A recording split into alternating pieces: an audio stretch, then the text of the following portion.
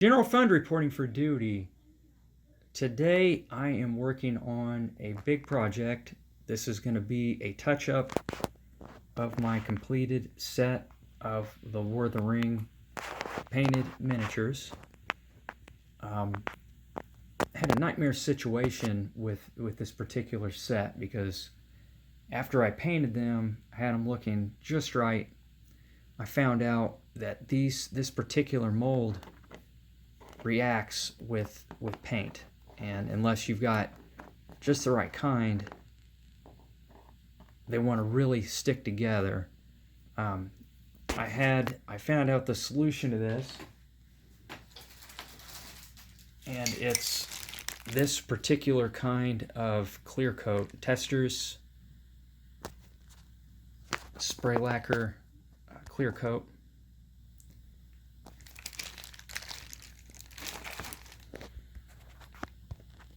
There we go.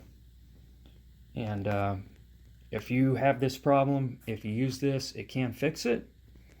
But in the process of all these pieces being so sticky together, which they're still real sticky, I'm retouching the whole set, and I'm going to apply a very generous second and, if need be, third coat of this clear coat to fix these guys up, because I love the way they look, and it's just a shame that the painting that I did got messed up, and I don't want it to get any further degraded. So right now I'm working on redoing the shields.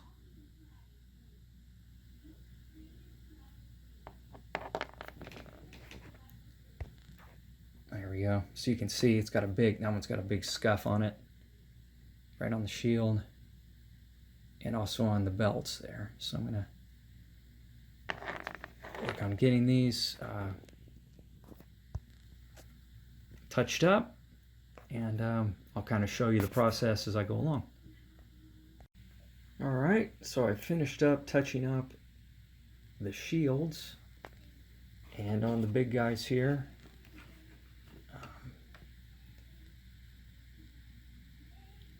touched up the axe handle. And these boys have been to war, and they definitely needed it. So, alright, that's just phase one. And moving on to the green, the silver, and then the red too. Okay, so this is where I'm at in the process now. I've touched up all of the Sauron and Isengard units. Did another coat on the bases that needed it. Might yet do another one. And the next part of the process that I'm working on is on the Southron archers. The brown color. There we go. On the pants, and on the kind of the armor on their arms, the hat, and then the kind of breastplate there. I got and the bows. I got all that touched up. And next we're gonna move to, I think I'm gonna do the Mumakil. For the most part, these guys stayed intact, thank goodness, because there's a lot going on here. So a few spots I got to touch up on the little battlement that's on top of the elephants. I'm gonna do that next. Then move on to the gold color, and then when I switch to the red, I'll have a chance to go over the bases they needed again on the Sauron pieces.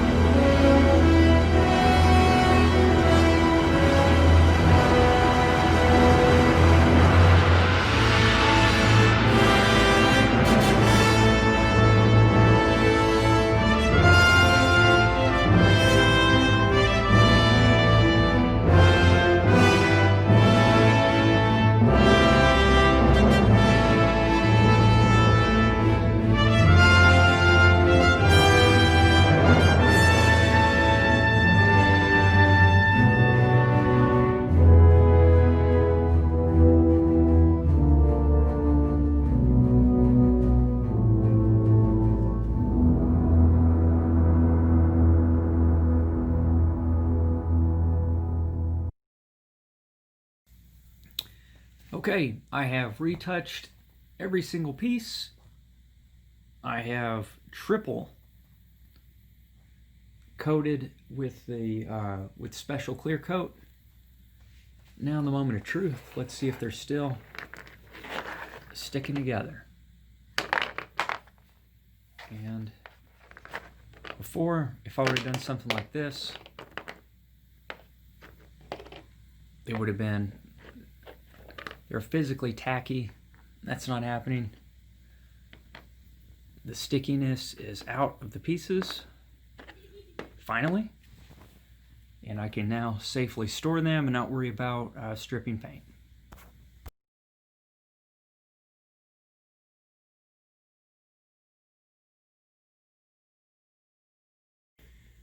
Okay, now that I have primed my mountain landscapes, I went ahead and did a clear coat over the game board. Something I probably should have done a while ago. Reason being is that these are, I guess they're smooth enough, but there's some rough spots, and I just didn't want the board to get scratched up on these. So next thing I'm going to do, solve the puzzle and put up the mountains where they're supposed to go on the borders. I'm going to put up the cities, and I'm going to paint the mountains kind of based upon how the color schemes I've used for the cities, so that the mountainscapes will match. I already know this is going to severely kind of clog the board, but it's going to look cool, I think, and that'll be up next. Okay, so here are the mountain borders placed out on the board. Look pretty good.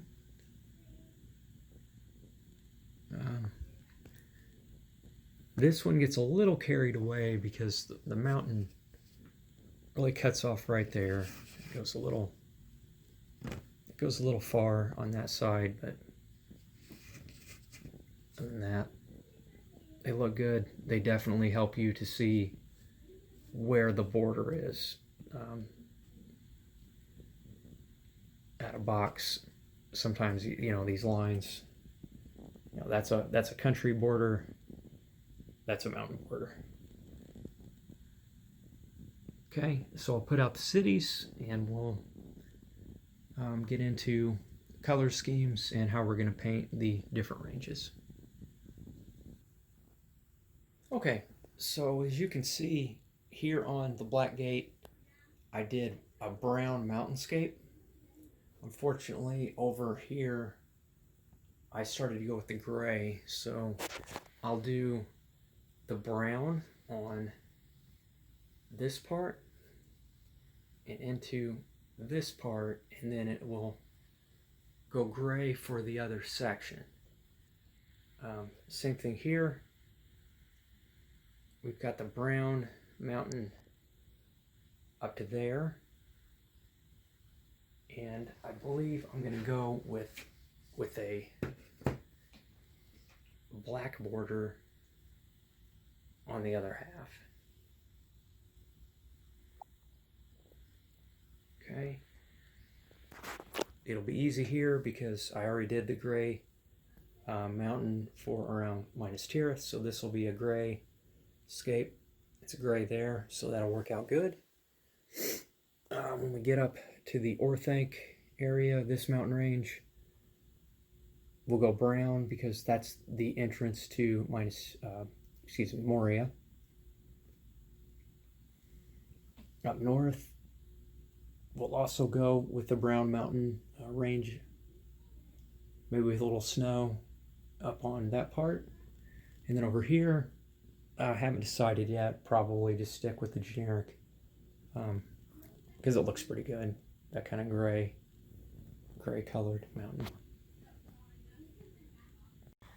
To prime the mountains, I used the Citadel color, the Wraithbone. It's a contrast undercoat, and it goes with these contrast paints.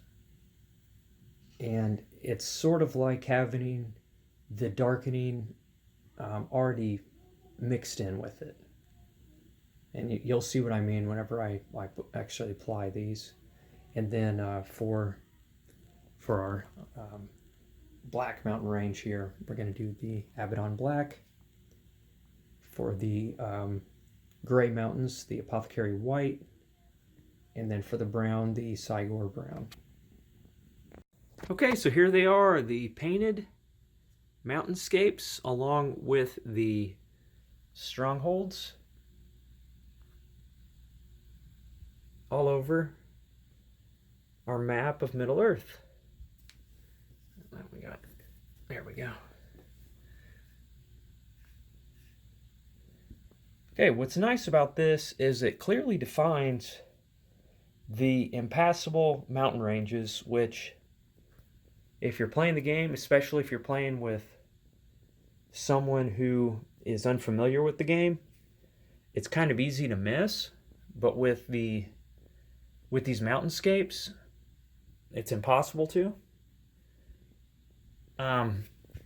Up here, because we're getting into kind of a colder area, northern area, got a little snow on the top of that mountain.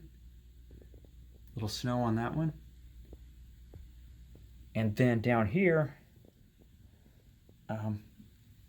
try to show you this.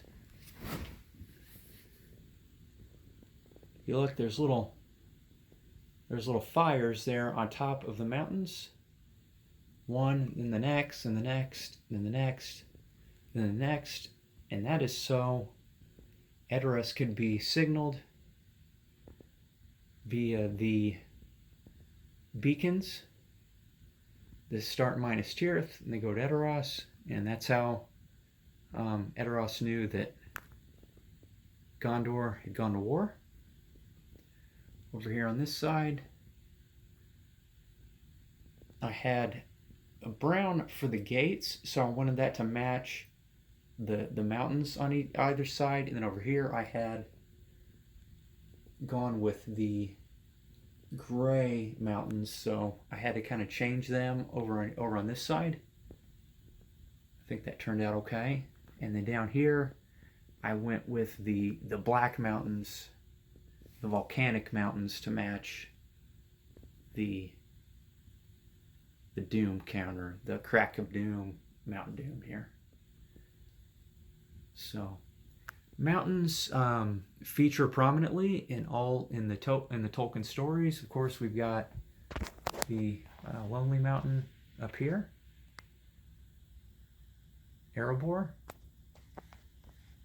and now we've got the other mountains. I love the way they look. However, the major problem with this is in certain places, especially like Lorien, Lorien's not so bad, but Rivendell is quite crowded, and so is Moria. Moria is pretty crowded too. And I think if I go with this route of having the strongholds and the mountains, I'm going to have to use the army tiles quite a bit. So you put your armies here, and it's got that rune there, and that's how you know the rune is actually what will go on the board, and that will represent the armies. And I think that'll take care of a lot of the problem. Like here, yeah, there's a lot of forces that go in these spaces, and there's not a lot of room now anymore. But okay, so that's it. This is the customization of the mountainscapes, and I'll show the Shire here. In the Shire, I went with kind of I decided for fun to go with this kind of blue color. Maybe they've got some kind of mineral in the mountains up there. I don't know. I think it looks kind of cool, but it's just different. But anyway, so that's it. this is the customization of the mountains. Painted them up. Hope you like them. And if you can think of any way that I can improve on this, improve on the mountains, please comment. Please leave constructive criticism and/or ideas in the comment section, and maybe we can make these look even better. Okay, thank you for watching. The last thing I did for the mountains is I put on felted the bottoms because they were just so rough on the bottom. I worried about scratching my game board. So the felt, it doesn't look real pretty on the bottom, but the point is just to keep her from scratching the game board, and they're never meant to be displayed like this anyway, so I don't think it's hurting anything. Anyway, okay, that's it. Until next time. Please subscribe to General Fund for less dishonor.